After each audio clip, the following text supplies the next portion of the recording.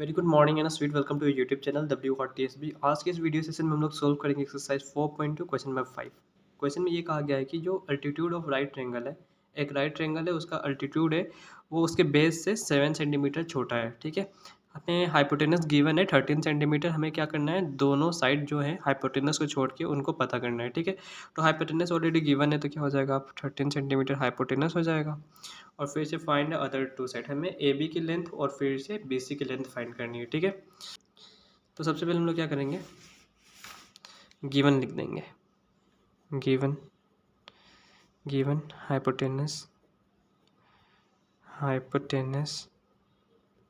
Which is equals to A C which is equals to 13 centimetre. ठीक है, find क्या करना है, ए बी की लेंथ और बी सी की लेंथ फाइंड करना है। ठीक है, क्वेश्चन में ये कहा गया है कि जो अल्टीट्यूड है राइट ट्रायंगल का वो मतलब कि बेस से 7 सेंटीमीटर छोटा है। ठीक है, तो जिससे कंपैरिजन कर रहे हैं उसको हम लोग एक्स मान लेंगे। तो बेस से कंपैरिजन कर रहे हैं तो हम लोग बेस को एक्स मान लेंगे। ठीक है, तो अगर आप बेस को एक्स मानते हो तो बोला गया है कि जो बेस से 7 सेंटीमीटर कम है। ठीक है, तो हम लोग क्या करेंगे, बेस से, ये क्या है हमारा बेस, ठीक है, और ये हमारा अल्टीट्यूड।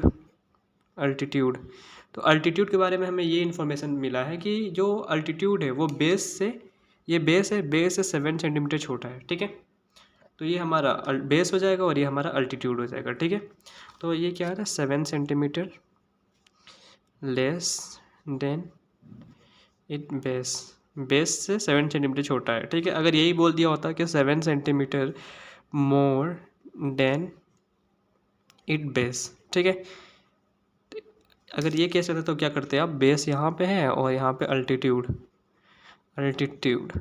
तो बेस अगर आपने एक्स माना था तो अगर बोल दिया गया है कि 7 सेंटीमीटर मोर, तो क्या मानते हो, एक्स है और एक्स से 7 सेंटीमीटर मोर है तो एक्स प्लस 7 हो जाता अल्टीट्यूड और बेस एक्स हो जाता, इस तरह मानते हैं। ठीक है, तो हमारा इस केस में 7 centimetre less than it base है तो हमारा बेस क्या हो जाएगा, एक्स, और फिर से अल्टीट्यूड हो जाएगा हमारा x माइनस 7। ठीक है, तो हम लोग क्या करेंगे, let X B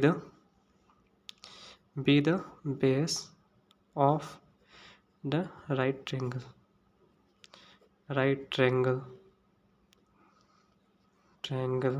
then therefore x minus therefore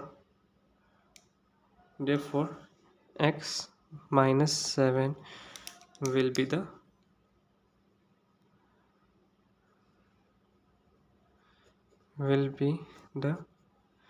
altitude of given triangle। ठीक है, तो आपका बेस क्या है, x है, और अल्टीट्यूड क्या है आपका, x माइनस 7। ठीक है, बेस हमारा x है, अल्टीट्यूड हमारा x माइनस 7 है और हमारा हाइपोटेनस है जो 13 सेंटीमीटर है। ठीक है, तो हम क्या करेंगे, पाइथागोरस थ्योरम का इस्तेमाल करेंगे। ठीक है, यूजिंग पाइथागोरस थ्योरम।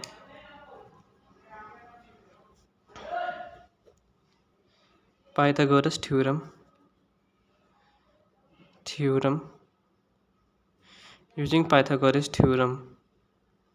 ठीक है, पाइथागोरस थ्योरम में होता क्या है, जो हाइपोटेनस का स्क्वायर होता है, हाइपोटेन्यूस का जो स्क्वायर है वो बराबर किसका हो गया, बेस का स्क्वायर प्लस अल्टीट्यूड का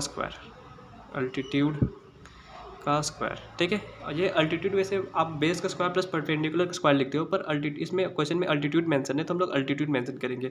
और अल्टीट्यूड बेसिकली होता ही क्या है, अल्टीट्यूड आपका परपेंडिकुलर होता है। ठीक है, बेस से परपेंडिकुलर होता है, जैसे कि आप एक ट्रायंगल है इस तरह।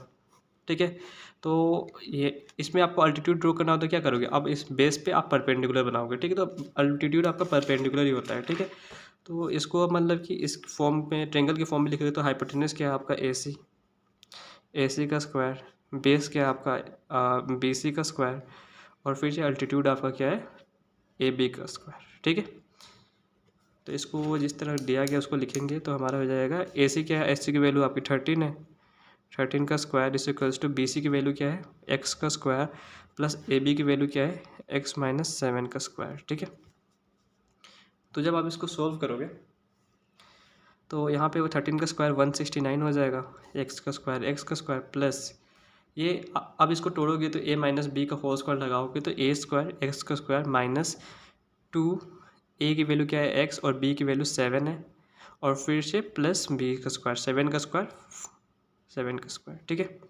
तो जब इसको आप सोल्व करोगे तो 169 which is equal to X square plus X square करोगे तो 2x square minus 7 to 14 14x plus 49 7 का स्क्वायर 49, ठीक है। इसको जब आप और सोल्व करोगे तो क्या करोगे, जितना भी है उसको इस तरफ शिफ्ट करते हैं तो हमारा क्या हो जाएगा, -2x square plus 14x plus 49 -49 plus 169, ठीक है,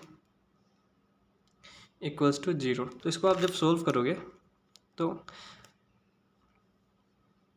-2x स्क्वायर प्लस 14x, और इसको जब आप सोल्व करोगे तो माइनस प्लस माइनस होगा, ठीक है, पर साइन किसका होगा, ग्रेटर वैल्यू का, ठीक है। तो प्लस हो जाएगा और 9 करोगे तो 0 हो जाएगा और 6 में से 9 2 120 इक्वल्स टू 0, ठीक है। अब आपको एक क्वाड्रेटिक इक्वेशन मिल गया है, पर दिक्कत ये है कि जो आपका कोएफिशिएंट ऑफ एक्स स्क्वायर वो नेगेटिव है, ठीक है। और आप ध्यान दो अगर तो इसमें भी 2 कॉमन ले सकते हो, इस टर्म में भी 2 कॉमन ले सकते हो और इस टर्म में भी 2 कॉमन ले सकते हो। तो हम क्या करेंगे, -2 कॉमन ले लेंगे, ठीक है। -2 कॉमन लेंगे तो क्या हो जाएगा, तो देखो -2x स्क्वायर में से अगर -2 निकालोगे, -2x स्क्वायर को आप लिख सकते हो, -2x स्क्वायर को आप लोग लिख सकते हो -2 इंटू एक्स स्क्वायर, ठीक है। तो इसको आप लिख सकते हो, तो इसमें से आप -2 जब कॉमन निकालोगे तो क्या बचेगा, बस एक्स स्क्वायर प्लस 14x है प्लस 14x है, इसमें से -2 कॉमन निकालना है तो इस प्लस को लिख सकते हो माइनस इंटू माइनस, ठीक है। और 14 में से 14 को आप लिख सकते हो 2 इंटू 7x, ठीक है, लिख सकते हो ना। तो इसमें से आप क्या करोगे, -2 को कॉमन निकाल दोगे तो क्या मिलेगा आपको, -7x और फिर से प्लस 120 है, 120 तो इस प्लस को लिख सकते हो minus into minus, minus into minus into 2 into 60, ठीक है।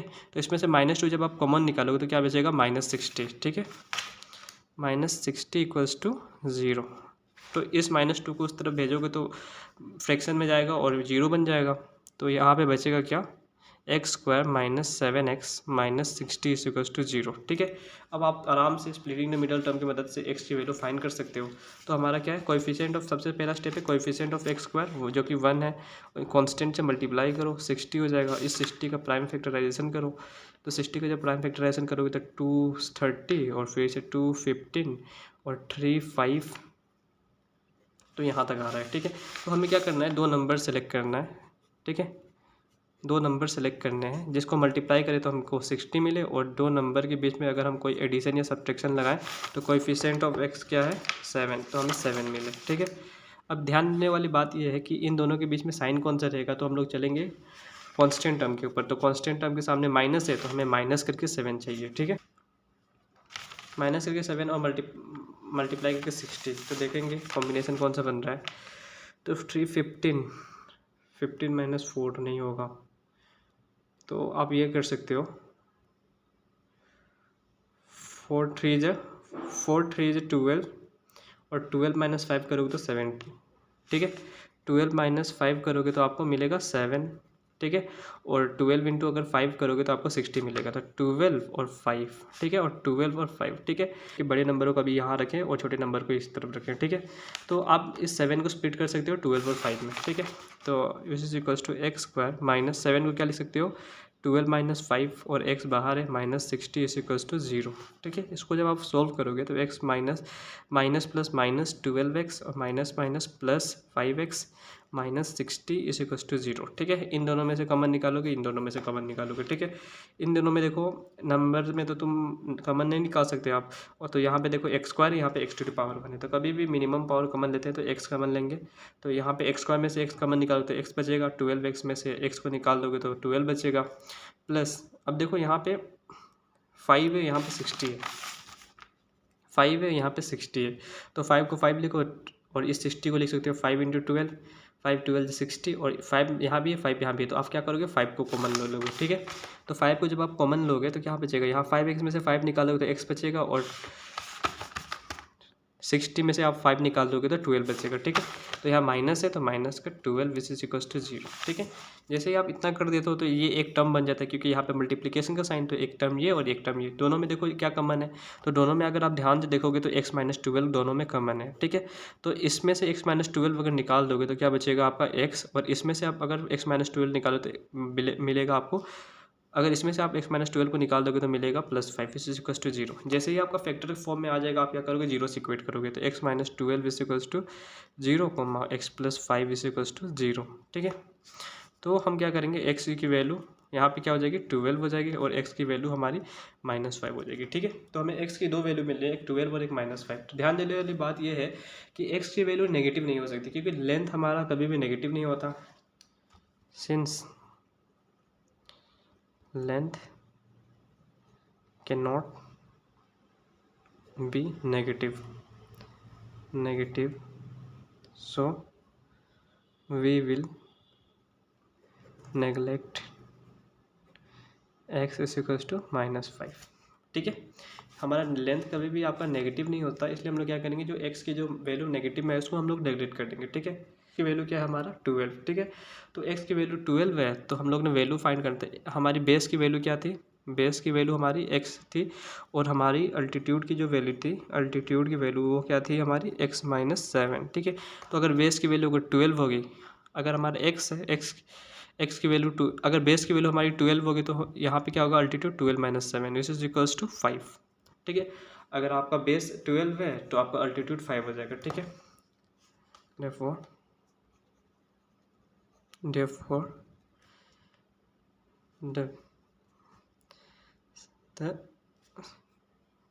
therefore the sides, the length of base and altitude are 12 centimeter and 5 centimeter respectively। ठीक है, आप इसको चेक भी कर सकते हो, 12 का स्क्वायर निकालो प्लस 5 का स्क्वायर निकालो, अगर इसको ऐड करके आपका आ जा रहा है 13 का स्क्वायर तो आप सही हो। ठीक है, इसको क्रॉस चेक भी कर सकते हो, 12 का स्क्वायर निकालो फिर से 5 का स्क्वायर निकालो। हाइपोटेनस थ्योरम के हिसाब से क्या था, 12 फिर क्या था, बेस था, बेस का स्क्वायर, और ये क्या था आपका अल्टीट्यूड था, अल्टीट्यूड का स्क्वायर, और ये क्या है आपका हाइपोटेनस है, हाइपोटेनस का स्क्वायर। तो इसको सॉल्व करो, 12 144 हो जाएगा और यहाँ पे 25, तो इसको सॉल्व करोगे तो यहाँ पे 9 हो जाएगा, यहाँ पे 6 विच इज इक्वल्स टू 13 का स्क्वायर। ठीक है, तो इस तरह भी आप वेरीफाई कर सकते हो। तो आज के लिए बस इतना ही। अगर आपको ये सेशन अच्छा लगा हो तो please like share and subscribe and thanks for watching the session.